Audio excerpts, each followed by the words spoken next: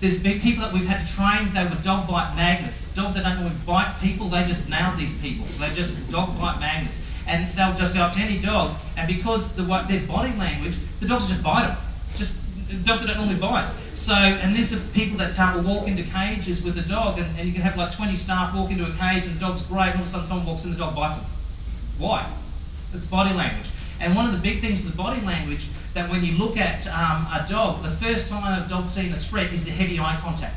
That heavy eye contact there is the first sign of any threat with the dog. So as soon as you lock on eye contact with the dog, then all of a sudden the dog's, oh, and he'll look at you and see you as a threat, okay? But it's not only just one bit of body language, it generally has to be a cluster of body language. It's also a freezing very, very quickly. So if I'm walking like this and all casual like that, and then I stop and just go like that and just stare, so it's a sharp, jolty movement and stare, that dog's going to be, oh, who's this? Straight away, and then immediately see you as an absolute threat, okay? Now the other thing they'll see you as an absolute threat is when people walk up to the dog there and go, oh, isn't he a good boy? And you're like this over the top of him. Now, if you look at any body language for any other dog, they'll walk up to the dog, they'll stand there like this. Border collies that herd cattle or sheep or whatever. They'll stand there, they'll stalk and they'll stop and they'll freeze and they'll just stand there. It's the same thing. But when you go up to a dog and you stand over the top of them like this, you're saying, I'm dominating you.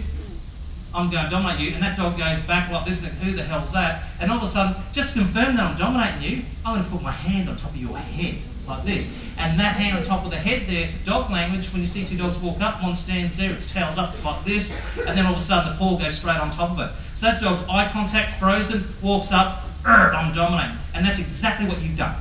Exactly, to a T. You just walked straight up and gone, oh, dominating you. Oh, why did that dog bite me? Okay, that is why. So when you approach a dog, always have your hand closed like this. Don't stand front onto the dog.